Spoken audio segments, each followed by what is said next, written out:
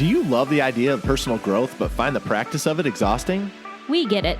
We're Brandon and Meghan Giggling, growth coaches with a mission to put the personal back in personal growth. If you want a new way of growing into the next version of you without the frustration, guilt, and overwhelm, you're in the right place. It's time to rethink your growth journey and make it into something that works for you. You in? Welcome to Growth Reframed.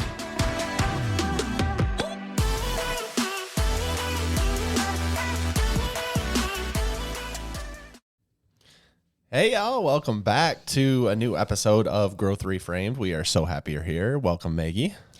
Yeah, thank you. Welcome to you too. This is the first episode of 2024, baby. 2024. I can't even believe it. It's been insane. a minute. It has been a minute. And man, it's been a handful of days in and it just feels like, I don't know. For me, it feels a little weird. It's like we make such a big momentous thing about it being a new year, being a new you, flipping the calendar. But the reality is, it's really just a date on the calendar, right? It gives us a fresh sense of how to look at something new, and obviously we'll get into a lot of that today. But also, what really changed, and what are you going to change looking forward? So I can't wait to get into all of that today. Yeah, today's episode is totally about resetting your mindset for that 2024.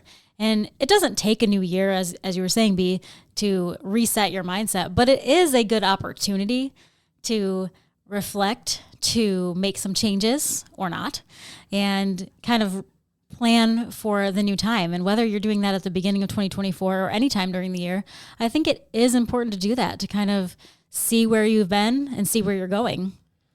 Yeah, and I'll be real honest. Going into the new year, as kind of Christmas was coming through and December was happening, I was going through the motions. I was doing all the things. We were having a great time. We're very blessed, and I can say that confidently.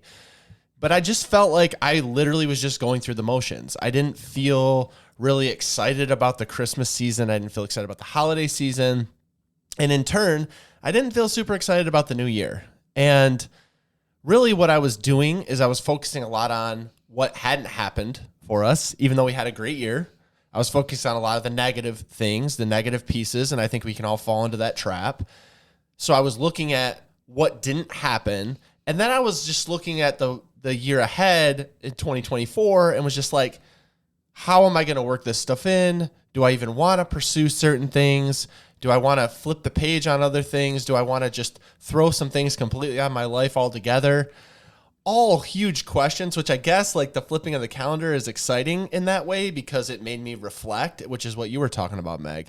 And I think that's one of the biggest things we can do. Now that we're sitting here in the beginning of January, I think this will be coming out in the second week of January, you should have probably already been reflecting. But if you haven't, no worries, y'all. No worries. But you can start reflecting now. You can figure out what worked for you, what didn't work for you, what do you want from the year?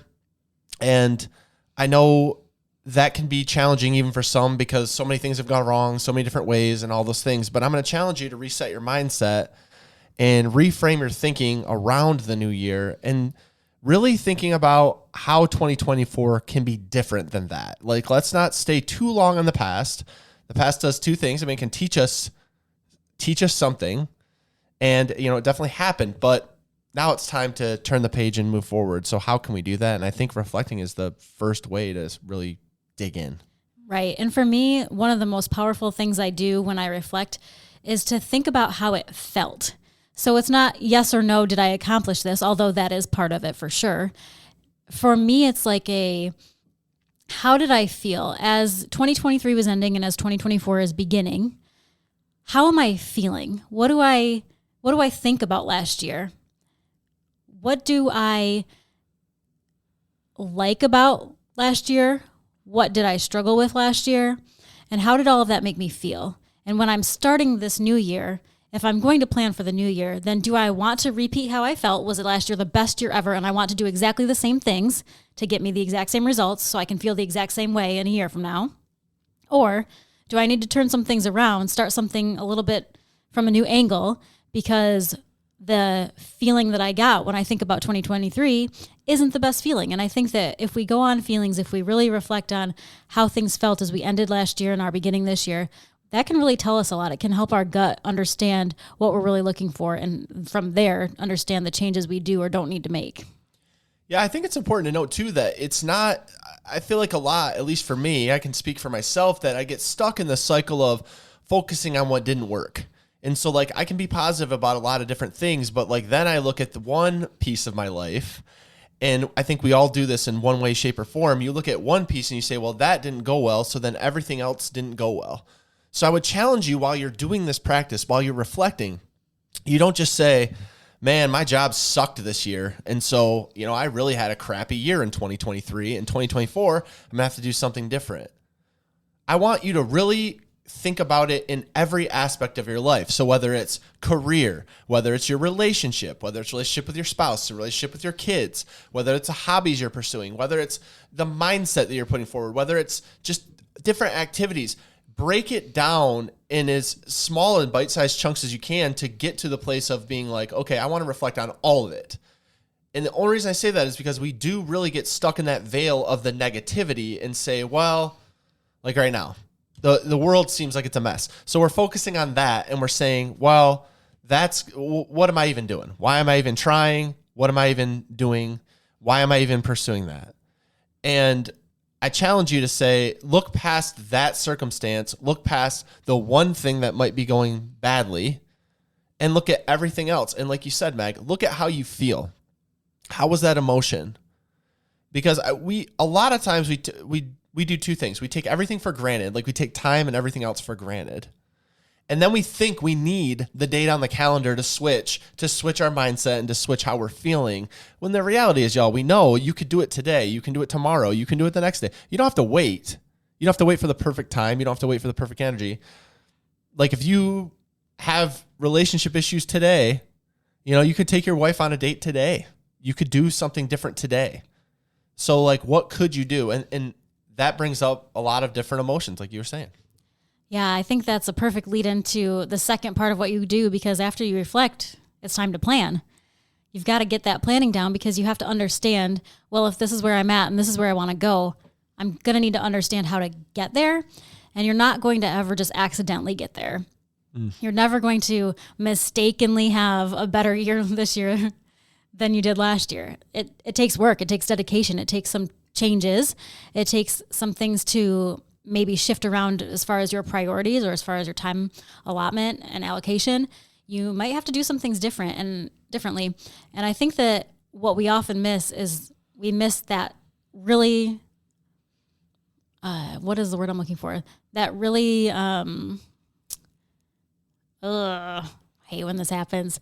Okay, so we kind of like loosely plan, right? Like, oh, I'm going to do this and I'm going to do that, and I'll do that in January. But January comes and goes because we've never said, hey, on January 15th from 12 o'clock to 7 o'clock p.m., that's what I'm doing. Like, this is when I'm doing this. Mm-hmm. And we just are so loosey-goosey with our planning that it doesn't ever really become a reality. So in this second stage, if we're really trying to redo our mindset, if we're really trying to reset for 2024, then we have to make real plans. And that doesn't just come by pretending you're going to do something about it and not doing it. It's a real plan on a real calendar that you really actually stick to. Yeah, I think we all feel the pressure of a new year and resolutions, and we make a lot of decisions based off emotion, and we don't really think about realistic planning. And I get that's not a sexy thing to say, like, right, oh, plan this out. But I often push back against, especially in the growth space that we're in, on the big, bold dreams and plans and visions without, I shouldn't even say plans, the big, bold dream without any plan to execute. Because a plan without execution is literally that. It's a dream. It's a pipe dream. It's not going to happen. And so looking back and saying, what do I actually need to do to have that happen? And what a lot of people don't want to hear, but what is the realistic expectation for having that happen? To be completely transparent, Meg and I have been having a ton of conversations recently where we were like, how are we going to make all these different things work? Like we do want to pursue some new things. Man, we do want to get excited about 2024. And like I said at the beginning of this episode, I remember I was having a lot of trouble. Right now I have way more clarity. I don't have a real plan yet, but I have way more clarity because I'm starting to think about the plan and envision what needs to happen to make that a possibility for my life. But that doesn't happen like you said, Meg, by accident. Right. That doesn't happen without letting go of some other things. Because, look, we're busy people. I'm sure y'all out there are busy people. You can add on all this stuff, but you're like, well, then where does it fall? And where is the time and space and energy that I need to make that happen? And trust me, y'all, I'm the number one overcommitter on everything to be like, yes, I want to do it. And I have 15 books on my bookshelf to prove that I have the best intentions in the world, but they don't always happen. And without planning, they won't happen. And so, again, not the sexiest thing in the world, but totally warranted and needed. And I just want to point out here too that it can be really small adjustments and really small changes that add up to something big later. Like, you don't necessarily have to clear your whole schedule for you to make progress. And in the example you were just giving of your 15 unread books, what would it look like for you to read 15 minutes a day? Because that's not a huge ask of you. That's not unrealistic. That's not insane. That's not out of the ballpark thinking. That's pretty doable. And if you take things like that and just make them a little bit more manageable piece by piece, I think you'll end up with a lot of progress where you didn't even think it was possible. Your 15 books become 10 and then they become 5. And then all of a sudden your stack is down to 1 or 2 and it's time to order more books on Amazon. Yeah. Yeah. And I just want to pause here and say that this is a disclaimer for this planning stage, because you can get stuck in this planning stage for a long time. It's very important. It's a very important step for the new year. Not saying it's not. But y'all, this is where a lot of us stop. This is why a lot of us haven't achieved the things we want to achieve. This is why we haven't pursued the dreams we want to pursue, because we get stuck in that planning phase. We get stuck in the comparison game of looking at other people, of wanting it to be perfect, of wanting it to be totally thought out before we even delve or dip our toe into it. Sometimes it just takes action, y'all. You have to see before you know. Like me and Meg and I are talking about a lot of amazing things, but we're not really going to know until we test our theory, right? We're going to need to test and look at what we're doing. So don't get stuck in the planning phase and say, I need to have every single duck that could possibly be in a row to make this thing happen. Right. Sometimes you need to stop with the planning and the educating yourself and just jump in. Right. Love that. Right. Which moves on to our third point, which you can take it, Meg, but it's the final step in all of this.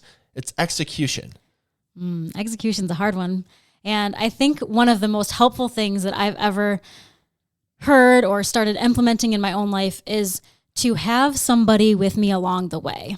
And whether that's, like in our example, you, because you're actually doing the work with me, like on this podcast, for instance, or if it's somebody to just be a cheerleader and be involved. I think that when you have somebody who knows about what you're doing and can give you some encouragement along the way, or lift you up when you're struggling to actually execute, or you feel down because you are executing and it's just not working, I think that having somebody that you talk to about it, even just every once in a while, can really be a game changer for you wanting to continue to execute, even if it's not getting you the results that you wanted, even if it's not moving fast enough, even if you feel like you're not doing enough, even if you feel like you're falling behind the schedule. When there's somebody there cheering you on, it can make a world of difference. Yeah, and most people will bat against that and say, but what if I fail? What if I don't do it? What if I don't? Well, first of all, you're already preconceiving that you're not going to do it, that you are going to fail. Yeah, there's a possibility you might fail. So what? And then that person, by you saying it to them, you're really just using that idea of failure as an excuse, because it makes it too real for you when you tell someone else. If I tell Meg that I want to do something and I know she's going to ask me about it later, I don't want to have it come back and then she's like, well, what happened to them? I didn't do it. Like, it's human nature. I don't want to do that. So the more people you tell, and these are trusted people, and these are people, by the way, that you know will be a supporter. They won't be, negative Nelly trying to knock down your dreams before you even start. Mm-hmm. Good rule of thumb is you don't take advice from anyone who doesn't have what you want, right? Like, you don't take advice from a bum on the street. I'm sorry, if money and financial advice, because that's not the person who could give you that feedback. So if they give you that negative energy, you don't take that. You got to find the people that you can confide in that are where you want to be, or at least going in the direction that you want to go and are motivated. And then they can motivate you. And guess what? You can scratch each other's backs. You can motivate each other and help each other out. But a lot of times we shy away because we don't want to say it because we're afraid that it makes it too real for us. And if it's just in our brain, then it's here today and forgotten tomorrow. And the other thing you need for this execution phase is a actual way to track your progress, because it's so easy. I'm going to use the quintessential New Year's resolution idea here and say, I want to lose weight and be healthier. Yep. So does everyone. How would you know whether you, like at the end of 2024, how would you know if you did that? How would you know if losing weight, if you lose a half a pound, did you accomplish your goal? Or does it need to be a weight? And I'm not talking about weight specifically here, but I'm using that as an example because it's just funny, because we use all these like overarching themes instead of real, actual measurable progress that we can have. If that was your goal and that was what you were going to concentrate on, then how much is weight loss? What does eating healthier mean? Does that mean you've cut out sugar? If so, for how long? Does that mean cutting carbs? If so, how many? For what? How long? All the things. Because if you can't measure it, how will you ever know whether you're doing it or not? And we all are like so guilty of this, like, we'll just do better. And we don't even know what do better means. Yeah, we use very broad terms, broad strokes. Like, I want to be successful in 2024. What does that mean? Right. Is that a dollar amount? Is that a feeling? By whose logic? And I fall into that trap sometimes too, because I'm like, I want to have impact. Well, what does impact mean? Well, it's like, you gotta dig a little deeper on what it is. But the reality is, it's really easy as you're doing that, as you're making that plan, as you're doing those things, as you're trying to execute, to fall into these certain traps that we're talking about.